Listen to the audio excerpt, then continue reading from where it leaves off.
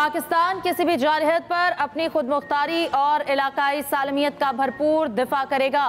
वज़ीर-ए-आज़म शहबाज शरीफ का भारतीय क़यादत के हालिया इश्तियाल अंगेज़ बयानात पर इजहार तशवीश। कहा, पाकिस्तान ने इलाकाई अमन के लिए जंग बंदी पर इत्तफाक किया, इसे बरकरार रखने के लिए पुरअज़्म है। वज़ीर-ए-आज़म शहबाज शरीफ की अज़रबैजान के सदर इल्हाम अलियोव से टेलीफोन पर गुफ्तगू। कहा, जम्मू कश्मीर का तनाज़ा जनूबी एशिया में अदम इस्तेहकाम की बुनियाद है। मसला कश्मीर सलामती काउंसिल की करारदादों के मुताबिक हल किया जाना चाहिए।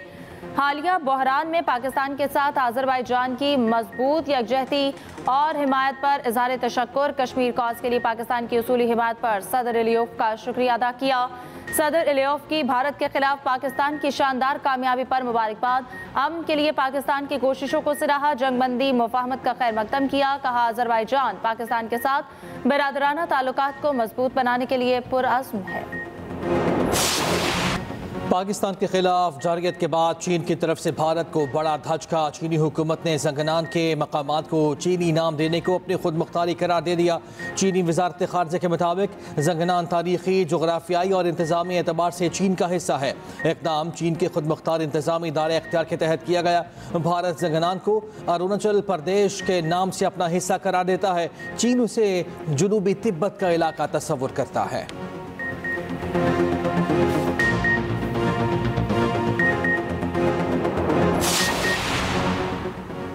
गुड और बैड अस्करियत पसंद का फ़र्क ख़त्म हो गया। तशद्दुद से ये मुल्क तोड़ा नहीं जा सकता। बलोच अलहदगी पसंद तहरीक का अंजाम भी कुर्द तहरीक वाला होगा। वज़ीर आला बलोचिस्तान सरफराज बुगटी का कोयटा में तकरीब से खिताब। कहा, हमारे बाकी अफगानिस्तान में हुकूमती सरपरस्ती में रह रहे हैं। जिस जंग में बलोचिस्तान को धकेला गया वो लाहासिल है। गैर मुतवाज़न तरक्की दुनिया के 80% ममालिक में है। पाकिस्तान वाहिद मुल्क जो अलहदगी पसंद तहरीकों को बर्दाश्त करता है।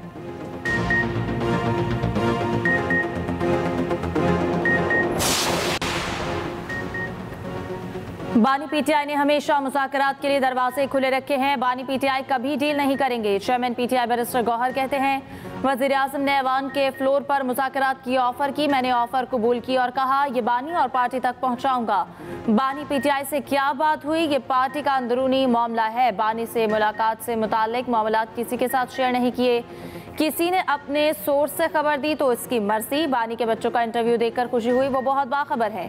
बानी के बच्चों ने कहा उनके वालिद मजबूत हैं और डील नहीं करेंगे।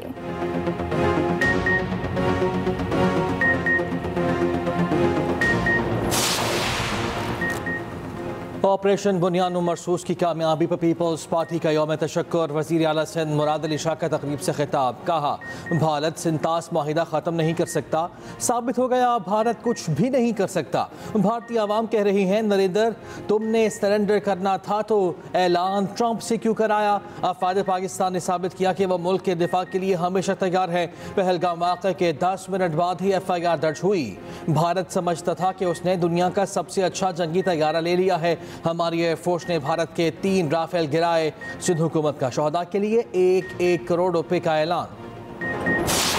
इस मुल्क ने जिस तरह दुश्मन को धूल चटाई, ये अल्लाह ताला की मदद के बगैर नहीं हो सकता था। ये सिर्फ सरहदों की जंग नहीं थी, ये नजरियात की जंग थी, ये जज्बों की जंग थी जिसमें पाकिस्तान ने सबको पिछाड़ दिया। 40% पे महंगाई पहुंची हुई थी, आज 0% पे महंगाई आ गई है। शहबाज शरीफ साहब की दिन रात मेहनत में आप देखें बिजली की जो कीमतें वो भी कम हो रही हैं। इंशाअल्लाह ताला इस दफ़ा आपको बिजली के बिल भी कम आएंगे। नफरत की सियासत ने वैसे भी इस मुल्क को कुछ नहीं दिया। अब नफरत की सियासत ख़त्म हुई है तो आप देखो कि मुल्क कितना तरक्की कर रहा है। कौम को भारत के खिलाफ अजीम फतह मुबारक हो। पाक अफवाज ने बुनियान मरसूस के तहत भारत को दंदान शिकन जवाब दिया। दोस्त ममालिक ने जिस तरह हमारा साथ दिया वो भी हमारी तारीखी फतह है। मुल्क की सियासी और अस्करी क़यादत सबकी अच्छी नीयत थी। वज़ीर आला पंजाब मरीम नवाज का काला शाह काकू में खिताब। कहा, नफरत की सियासत अब ख़त्म हुई तो मुल्क तरक्की कर रहा है। नफरत की सियासत ने मुल्क को कुछ नहीं दिया। ओवरसीज़ पाकिस्तानियों को पैसे ना भेजने का कहा गया। ये मुल्क है तो हम हैं, ये ज़मीनें हैं और खुशहाली है। लाहौर में गंदम सपोर्ट प्रोग्राम के तहत ग्रीन ट्रैक्टर्स की तकसीम। पहले मरहले में 9,500 ग्रीन ट्रैक्टर्स बजरिया शफाफ कुरानंदाजी फराहम किए गए।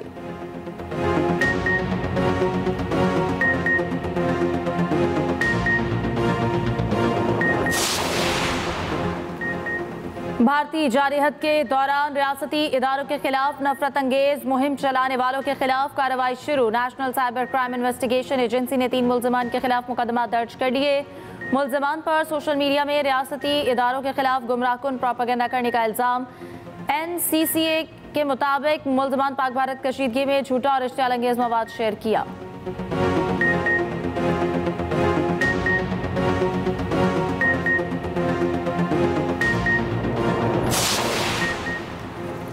£190 मिलियन केस में सजा मुअत्तली की दरखास्तों पर समाअत। बानी PTI और बुशरा बीबी की दरखास्त पर नोटिस जारी। इस्लामाबाद हाई कोर्ट ने नैब समेत दीगर फरीकैन से जवाब तलब कर लिया। कायम मकाम चीफ जस्टिस सरफराज डोगर और जस्टिस मोहम्मद आसिफ ने समाअत की। वकील लतीफ़ खोसा की अगले बुध को समाअत रखने की इस्तदा। अदालत की दरखास्तें आइंदा हफ्ते समाअत के लिए मुकर्रर करने की हिदायत। एहतसाब अदालत ने बानी PTI को 14, बुशरा बीबी को 7 साल कैद की सजा सुनाई थी। दूसरी जानिब अडियाला जेल में आज बानी PTI से मुलाकात का दिन। वज़ीर आला KP अली अमीन गन्नापुर का नाम फहरिस्त से निकाल दिया गया। अली अमीन गन्नापुर की जगह अहमद चट्ठा का नाम शामिल। अडियाला जेल के अतराफ सिक्योरिटी के सख्त इंतजामात।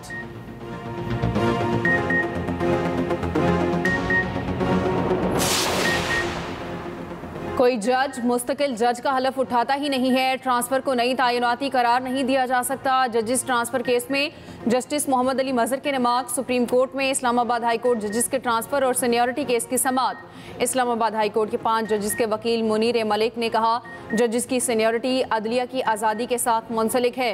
तबादला पर आए जजिस का अमल हलफ उठाने से मुकम्मल होता है। जस्टिस मोहम्मद अली मजहर ने कहा, चीफ जस्टिस की जानिब से सीनियरिटी तयन का इख्तियार इंतजामी है। तबादले पर आया जज नया हल्फ लेगा, इस पर आइन खामोश है। एडवोकेट हामिद खान ने दलाल देते हुए कहा, जजिस का ट्रांसफर बदनीयती पर है। ये कानून और हकायक दोनों के खिलाफ बदनीयती का केस है। समाअत पीर तक मुलतवी। हामिद खान दलाल जारी रखेंगे।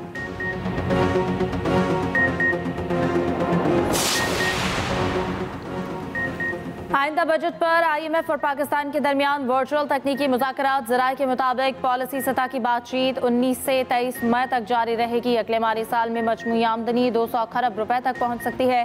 वफाकी बजट 2 जून को पेश किए जाने का इम्कान है। IMF ज़राए का कहना है कि इक़्तिसादी तरक्की 3.6%, अफरात ज़र 7.7% तक रहने का इम्कान है।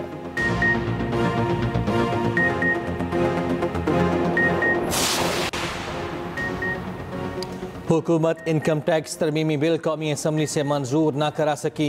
वज़ीर ख़जाना मोहम्मद औरंगज़ेब की बिल पेश करने की तहरीक मंजूर।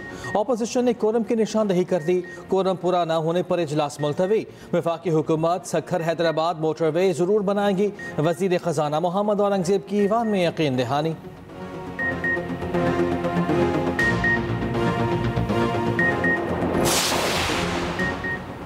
वज़ीर आज़म की ज़ेर सदारत ज़रई शोबे में इस्लाहात से मुतालिक इजलास। नेशनल एग्री इन्वेंशन प्लान तलब।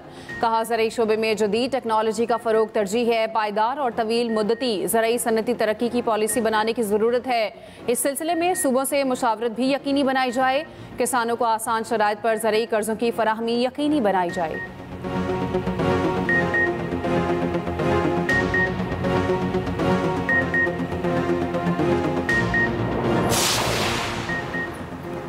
गैर कानूनी इमिग्रेशन से निपटने के लिए बाहमी ताउन नागुज़ीर है। बरतानवी मुआवनत का खैर मकदम करते हैं। ऑनलाइन चाइल्ड हरासानी के वाक़यात पर फौरी एक्शन होना चाहिए।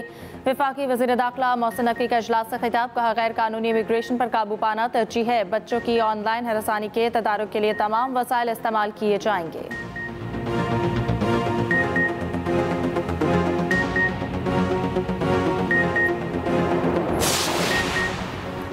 नवाज शरीफ के साहबजादे हसन नवाज को लंदन में रिलीफ। बरतानवी हुकूमत ने बैंक दिवालिया केस बंद कर दिया। हसन नवाज को कारोबार की बाज़ाब्ता इजाज़त दे दी गई। हसन नवाज पर कोई फौजदारी या दीवानी इल्ज़ामात आयद नहीं हुए। फैसले में कहा, कर्जदार की तरफ से ताउन न करने या अदालती अहकामात की पाबंदी न करने का कोई इशारा नहीं मिला। हसन नवाज ने तमाम कानूनी तकाज़ों और कार्रवाइयों को पूरा किया। इस हुक्म के साथ ही ये मामला ख़त्म हो गया।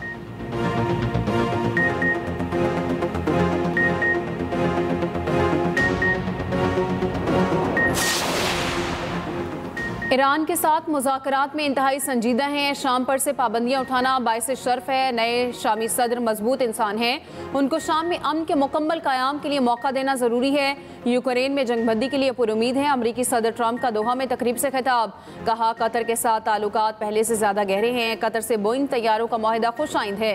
अमरीकी सदर कतर के दौरे के बाद आज मुत्तहिदा अरब अमारात जाएंगे।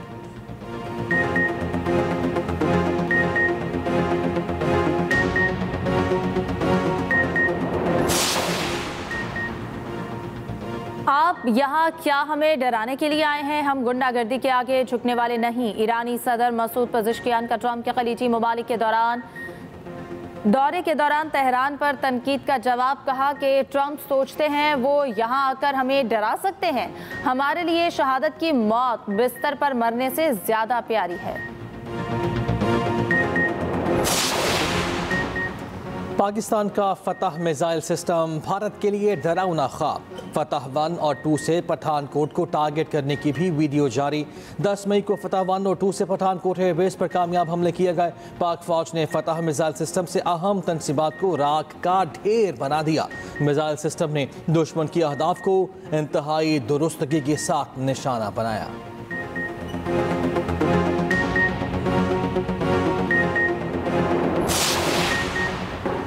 जंगी जनून में मुब्तला भारत को पाकिस्तान के खिलाफ जारहियत महंगी पड़ गई। सफारती महाज पर पाकिस्तान की भारत के खिलाफ आलमी पजीराई।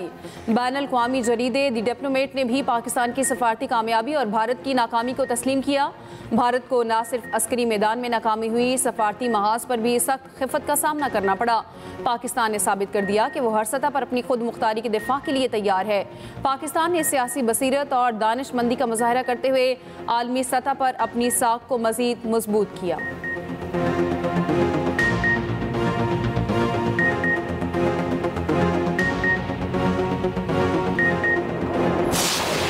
सलाम पेश करते उन तमाम एयरफोर्स के नौजवानों को जिस भारत का ख्वाब था कि वो एशियन टाइगर बने, पाकिस्तान ने उसका ना चूर कर दिया है। इस जंग को हमारी सोशल मीडिया ने भी जीता है और इस जंग को हमारे नौजवानों ने भी जीता है। इस जंग में जो भारत था वो लड़ भी रहा था, डर भी रहा था। भुट्टो खानदान ने भी जंग लड़ी है। जिस तरीके से मैं सलाम पेश करता हूँ हमारी बहादुर अफवाज को, उसी तरीके से मैं पीपुल्स पार्टी की लीडरशिप को भी सलाम पेश करता हूँ। हमारे शाहीनों ने भारत को धूल चटाई। भारत का एशियन टाइगर बनने का ख्वाब चकनाचूर कर दिया। अपनी फोर्सेस को सलाम पेश करते हैं सीनियर वजीर सिंध शर्जील इनाम मेमन की न्यूज़ कॉन्फ्रेंस। कहा सोशल मीडिया पर नौजवानों ने जंग जीती। इस जंग में भारत लड़ भी रहा था, डर भी रहा था। ये जंग भुट्टो खानदान ने भी लड़ी है। पीपल्स पार्टी क़यादत को भी सलाम पेश करता हूँ।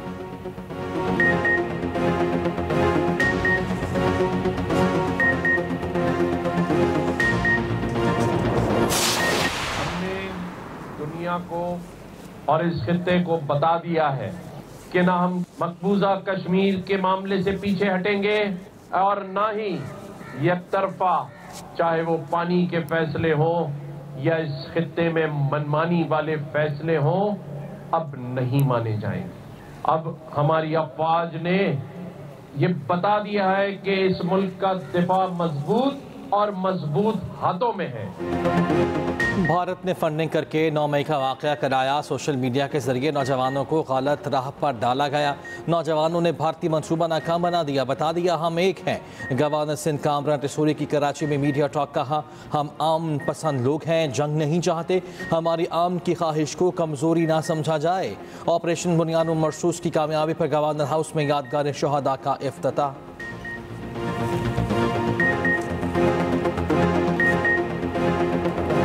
गज़ा पर इसराइल के फ़ज़ाई और ज़मीनी हमले तेज़। 24 घंटों के दौरान मज़ीद 84 फ़लस्तीनी शहीद। सबसे ज़्यादा जानी नुकसान शमाली गज़ा के इलाके जबालिया में हुआ।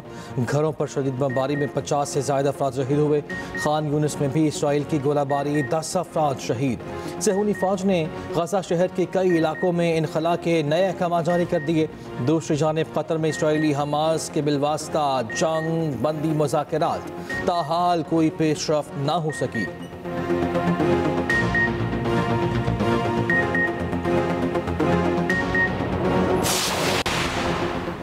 अमरीका ने तुर्की को मिसाइल और आलात की फ़रोख्त की मंजूरी दे दी। पेंटागन के मुताबिक तुर्की के लिए मिसाइल और मुतल्लिका आलात की फ़रोख्त का तखमीना $304 मिलियन है।